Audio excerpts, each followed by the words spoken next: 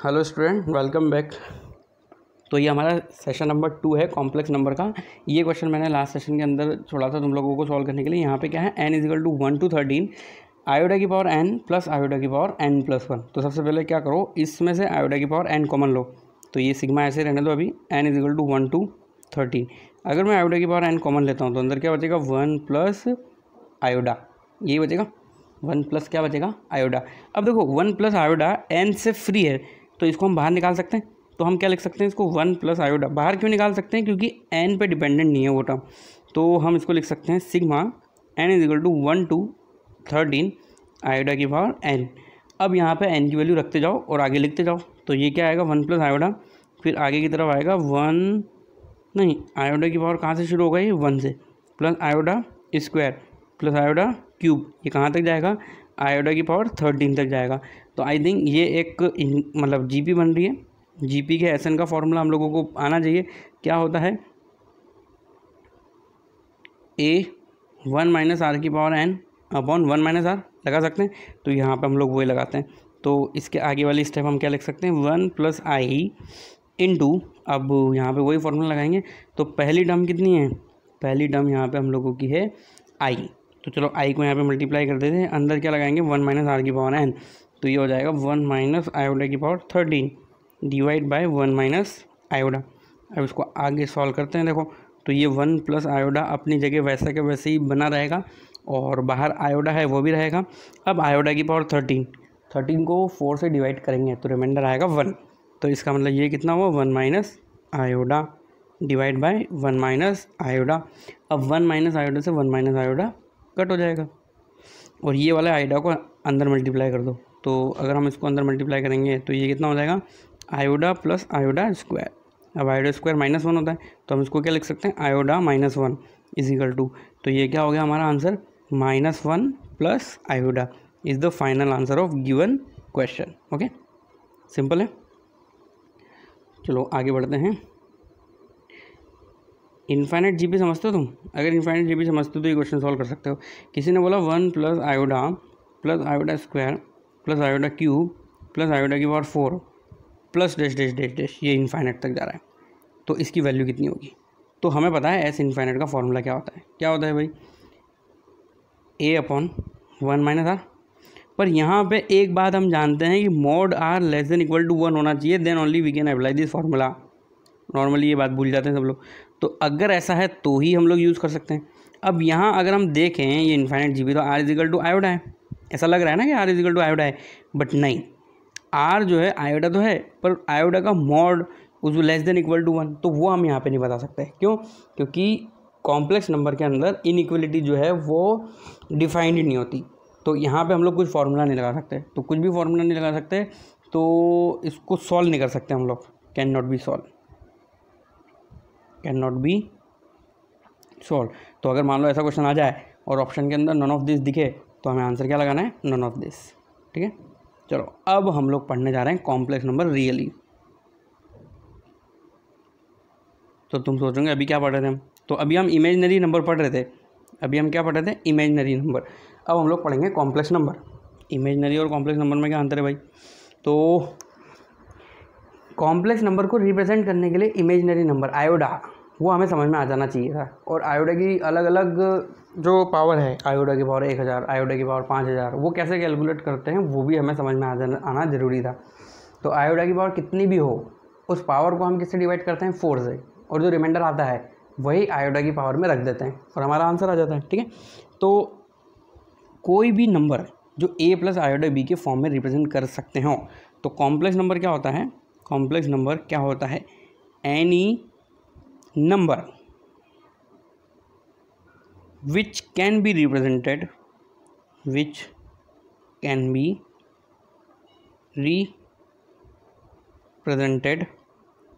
in the form a plus iota b। सबसे important बात यहाँ पे ये है जो मैं लिखने जा रहा हूँ, where a and b belongs to real number.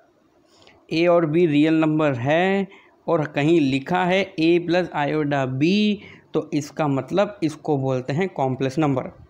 Example complex number के, कुछ भी लिख सकते हो तुम, जैसे कि 1 प्लस आयोडा एक कॉम्प्लेक्स नंबर है, 1 माइनस 3 आयोडा एक कॉम्प्लेक्स नंबर है, 2 प्लस 4 आयोडा एक कॉम्प्लेक्स नंबर है, 3 आयोडा सिंपली एक कॉम्प्लेक्स नंबर है, सिर्फ 2 लिखा है वो भी कॉम्प्लेक्स नंबर है। यहाँ पे बी 0 है, यहाँ पे ए 0 था, यहाँ पे बी 0 है, यहाँ पे ए इजिकल टू 2 है, बी इजिकल टू 4 है, ए इजिकल टू 1 है, बी इजिकल टू -3 है। अब ये ए और बी क्या होते हैं, तो जैसे कि सपोज करो कोई आयोडा लिखा है तो उसको मैं क्या लिख सकता हूँ, 0 प्लस आयोडा लिख सकता हूँ, ठीक है। तो यहाँ पे हम लोग जैसे कि यहाँ पे लिखा है ना 1 माइनस 3 आयोडा, तो ये एक्चुअली माइनस माइनस नहीं होता, ये जस्ट सिंबल है। प्लस भी जो है वो जस्ट क्या है, सिंबल है। तो ए प्लस आयोडा बी के अंदर यहाँ पे जो ये ए होता है इसको हम लोग बोलते हैं real part of complex number. Suppose करो इस कॉम्प्लेक्स नंबर को मैं जेड बोल रहा हूँ। अगर मैंने बोला कि complex number z is equal to a plus iota b है, z is equal to a plus iota b है, तो इसका मतलब ए क्या है, रियल पार्ट ऑफ जेड। इसको हम लोग रिप्रेजेंट करते हैं रियल पार्ट ऑफ जेड से। इसी तरीके से जो बी होता है, ये तो हो गया ए, बी को हम लोग बोलते हैं imaginary part, imaginary part of complex number Z.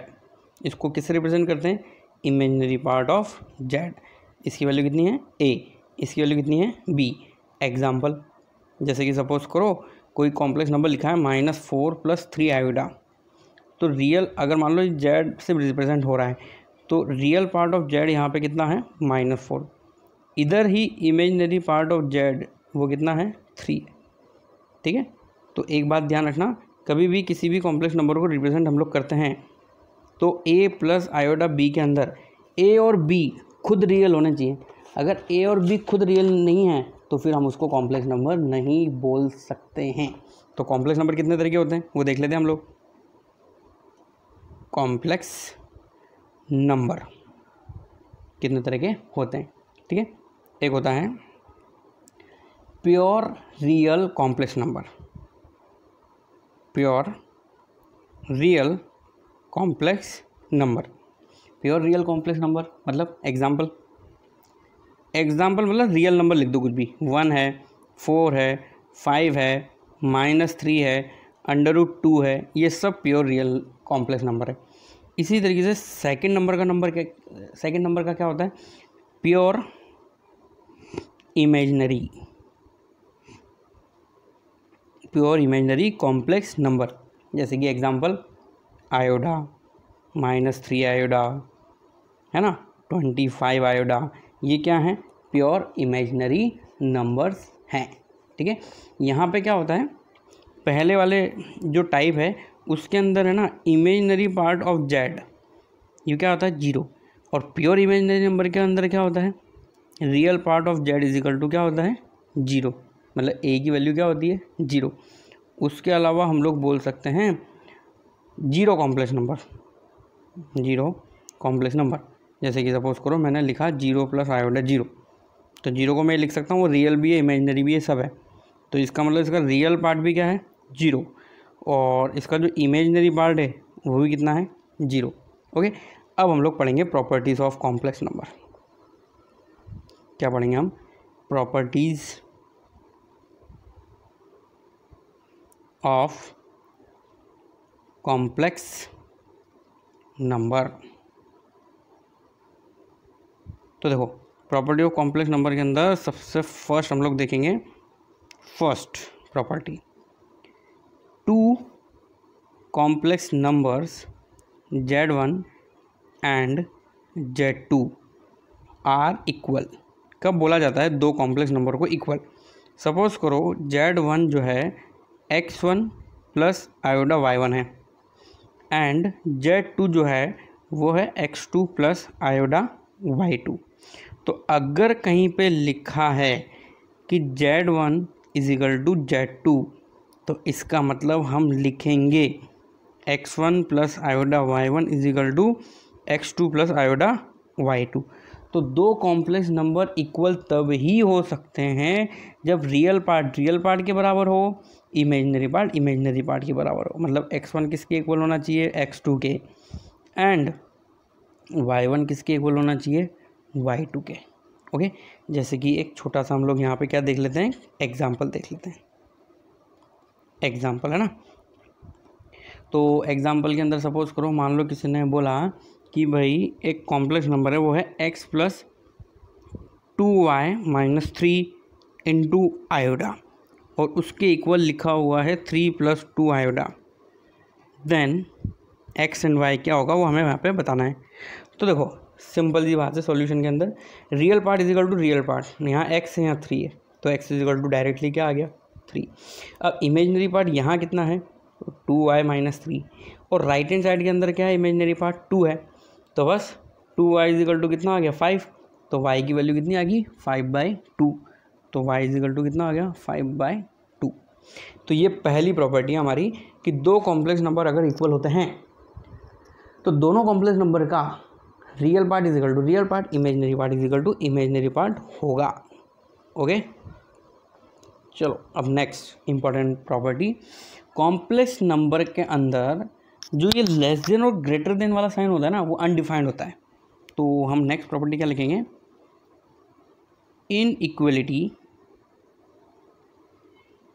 inequalities not defined in the case of complex number के केस में इनइक्वलिटीज जो है वो डिफाइन नहीं होती, चाहे वो लेस देन हो, ग्रेटर देन इक्वल टू हो, लेस देन इक्वल टू हो, ये सारी की सारी जो है ये क्या होती है, अनडिफाइंड होती है। जैसे कि मान लो कहीं लिखा है 1 + 2i और राइट हैंड साइड के अंदर लिखा है -1 + 2i। अब कोई तुमसे पूछ रहा है ये बड़ा है या ये बड़ा है, तो तुम कुछ नहीं कह सकते। अगर मान लो किसी ने ऐसे लिख दिया कि ये है, तो ये स्टेटमेंट डिफाइन नहीं है, मतलब ऐसे ग्रेटर देन और लेस देन तुम कॉम्प्लेक्स नंबर के अंदर नहीं कर सकते हो, ऐसा डिफाइंड ही नहीं होता है ना। अब ये हमने पढ़ा, अब इससे रिलेटेड एक example, which of the following is true, which of the following is true, नीचे दिए हुए स्टेटमेंट में से कौन सा सही है। तो पहला लिखा हुआ है 2 + 3 आयोडा ग्रेटर देन 2 - 3 आयोडा, और बी ऑप्शन के अंदर ऐसा कुछ दिया हुआ है 2 - 3 iota greater than 1 - 5 iota. C option is 1 + iota greater than iota, यहाँ 1 ऐड हो रहा है तो ऐसा लगेगा कि यार ये सी ऑप्शन सही है, और डी है नन ऑफ दिस। तो इस क्वेश्चन का आंसर क्या आएगा, नन ऑफ दिस। ना तो ये डिफाइंड है, ना ये डिफाइंड है, ना ये डिफाइंड है। अब तुम सोच रहे आयोडा बराबर आयोडा है, अब यहाँ पे मैंने +1 कर दिया तो ये ग्रेटर देन हो जाएगा ना, नहीं होता है। दो कॉम्प्लेक्स नंबर के अंदर हम ऐसे कंपैरिजन नहीं कर सकते हैं, ठीक है। अभी जो हम कंपैरिजन नहीं कर सकते हैं ये कब कर सकते हैं, तो देखो इफ़, या फिर एक क्वेश्चन लिख देते हैं, if a + आयोडा b, if a + आयोडा b greater than c + iota d is right. मतलब है ना, किसी ने बोला कि ये स्टेटमेंट राइट है, अभी हम क्या बोल रहे थे, ये ऐसा तो पॉसिबल ही नहीं है। अब किसी ने बोल दिया कि भाई ये ऐसा है, ये सही है, तो बताओ नीचे दिए हुए ऑप्शन में से क्या सही होगा। a = c, b option is, b = d option c, b² + d² = 0 and D option is none of this. तो इस क्वेश्चन के अंदर आंसर क्या आएगा वो हम देखते हैं। तो देखो a = c, अब 2 + 3 आयोडा लिखा है और 2 - 3 आयोडा लिखा है, तो कोई सेंस नहीं है, वो इमेजिनरी नंबर ही। ऑप्शन नंबर सी पे आ जाओ, देखो तुम तो सीधे ऑप्शन नंबर किस पे आ जाओ, सी पे आ जाओ। सी ऑप्शन लिखो एक बार, b² + d² = 0 है। अब देखो अगर ये कॉम्प्लेक्स नंबर है तो a और b रियल नंबर है, c + आयोडा d भी कॉम्प्लेक्स नंबर है, इसका मतलब a p c d belongs to real number है, वो होना ही चाहिए। कॉम्प्लेक्स नंबर है तभी वो a + आयोडा b और c + आयोडा d की फॉर्म में लिख सकते हैं। तो अगर ये है ना, तो देखो दो रियल नंबर का स्क्वायर का एडिशन 0 आ रहा है, तो ऐसा तो तभी हो सकता है जब a तो है ही नहीं यहाँ पे, b and d both are 0। तो b² + d² = 0 लिखा है, इसका मतलब b और d दोनों की वैल्यू 0 होगी तो ही वो स्टेटमेंट पॉसिबल है, अदरवाइज पॉसिबल ही नहीं है। अब क्योंकि b और d 0 है, यहाँ पे b 0, यहाँ पे d 0, तो लेफ्ट में सिर्फ ए बचा, राइट में सिर्फ क्या बचा, सी। तो ए और सी तो रियल पार्ट है ना, रियल पार्ट है, तो वो तो कंपैरिजन करे जा सकते हैं। तो इसलिए इस क्वेश्चन का आंसर हम क्या देते हैं, ऑप्शन नंबर सी। ओके, तो देखो अब हम एक पॉइंट यहाँ पे बना सकते हैं कि अगर कहीं लिखा हो a plus iota b less than हो चाहे ग्रेटर देन हो, कुछ भी हो, c प्लस आयोडा डी, ऐसा मतलब पॉसिबल हो सकता है, इज़ पॉसिबल, ऐसा लिखना पॉसिबल हो सकता है इफ़ एंड ओनली इफ़ जब b और d दोनों जीरो हों, b बराबर d बराबर क्या हो, जीरो। अब इसी अलग अलग इक्वेशन को हम एक ही बात में लिख सकते हैं, B square plus D square is equal to zero, क्योंकि दो रियल नंबर्स का स्क्वायर का एडिशन जीरो हो रहा है, तो मजबूरन उन दोनों को जीरो होना ही पड़ेगा। ठीक है, तो आगे बढ़ते हैं नेक्स्ट प्रॉपर्टी की तरफ, प्रॉपर्टी नंबर 3 की तरफ, addition of two complex number. Sum of two complex number, तो जैसे कंपैरिजन किया था वैसे ये भी हो जाएगा, इसमें भी कोई स्पेशल बात नहीं है। इफ़ z1 सपोज करो x1 प्लस आयोडा y1 है, एंड z2 है x2 plus iota y2, then हम ऐड कर सकते हैं z1 प्लस z2 को, तो इसमें क्या होगा, x1 प्लस x2, मतलब रियल पार्ट के साथ जुड़ेगा, और आयोडा इमेजनरी पार्ट के साथ ही क्या होगा, जुड़ेगा। इसी तरीके से जिस तरीके से हम लोग प्लस कर सकते हैं उसी तरीके से क्या कर सकते हैं, माइनस भी कर सकते हैं। जैसे यहाँ जहाँ पे प्लस लिखा है उसकी जगह क्या लिखा जा सकता है, माइनस। अब हम लोग नेक्स्ट देख लेते हैं multiplication, fourth multiplication of two complex number. तो z1 और z2 का हमें मल्टीप्लाई करना है, z1 और z2 यहाँ पे हमारे यही है, तो हम इसको कैसे लिखेंगे, x1 प्लस आयोडा y1, फिर x2 प्लस आयोडा y2। तो इसको नॉर्मल मल्टीप्लाई करो जैसे करते हैं, तो x1 को हम इन दोनों से करेंगे, तो क्या आएगा, x1 x2 plus आयोडा x1 y2। अब इसका नंबर है इन दोनों के साथ मल्टीप्लाई होने का, तो ये क्या आएगा, आयोडा x2 y1 plus iota square y1 y2। अब क्योंकि तुम्हें पता है कि आयोडा स्क्वायर -1 होता है, तो ये आयोडा से फ्री हो जाएगा, ये भी आयोडा से फ्री है, तो इसका मतलब ये रियल पार्ट है। तो हम क्या लिख सकते हैं, x1 x2 minus y1 y2, और बाकी की जो दो टर्म है इनमें से आयोडा कॉमन ले लो, तो ये आयोडा कॉमन लेके हम क्या लिख सकते हैं इसको, x1 y2 plus x2 y1। तो इस तरीके से हम दो कॉम्प्लेक्स नंबर का मल्टीप्लिकेशन भी कर सकते हैं। अब जिस तरीके से हम लोगों ने एडिशन कर लिया, मल्टीप्लिकेशन कर लिया, तो क्यों ना हम डिवाइड भी कर पाएंगे। तो दो कॉम्प्लेक्स नंबर को डिवाइडेशन भी किया जा सकता है। ठीक है, तो डिवाइड कर लेते हैं, चलो दो कॉम्प्लेक्स नंबर को, division of two complex number. ठीक है, division of two complex number. तो दो कॉम्प्लेक्स नंबर क्या क्या हैं, एक है z1, वो है x1 प्लस आयोडा y1, और z2 जो है वो क्या है, x2 प्लस आयोडा y2। अब हमें डिवाइड करना है, z1 को z2 से डिवाइड करना है, तो हम कैसे लिखेंगे इसको, x1 plus iota y1 divide by x2 plus iota y2।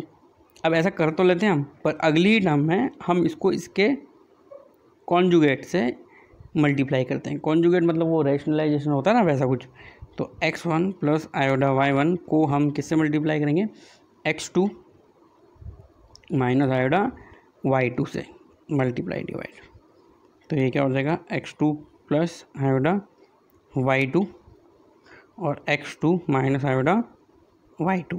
ठीक है, अब मल्टीप्लाई कर लो, तो ऊपर मल्टीप्लाई करेंगे तो ये क्या हो जाएगा, x1 x2 plus y1 y2। आयोडा वाले, बिना आयोडा वाले मैंने पहले लिख दिए, अब आयोडा कॉमन ले लेते हैं हम लोग, तो ये आ जाएगा x2 y1 minus x1 y2। ठीक है, और डिवाइड में देखो क्या हो जाएगा, ये है a प्लस बी, ये है a माइनस बी, तो होगा a square minus B square, मतलब x2 का स्क्वायर, बीच में मुझे माइनस लिखना है, और फिर मैं आगे क्या लिखूँगा, आयोडा y2 का स्क्वायर। तो आयोडा का स्क्वायर -1 होने की वजह से यहाँ पे वापस से प्लस आ जाएगा, तो ये क्या हो जाएगा, x2 square plus y2 square. अब इसी के साथ हम लोग देख सकते हैं इन्वर्स ऑफ कॉम्प्लेक्स नंबर, जो हम नेक्स्ट क्लास से देखना स्टार्ट करेंगे। ओके।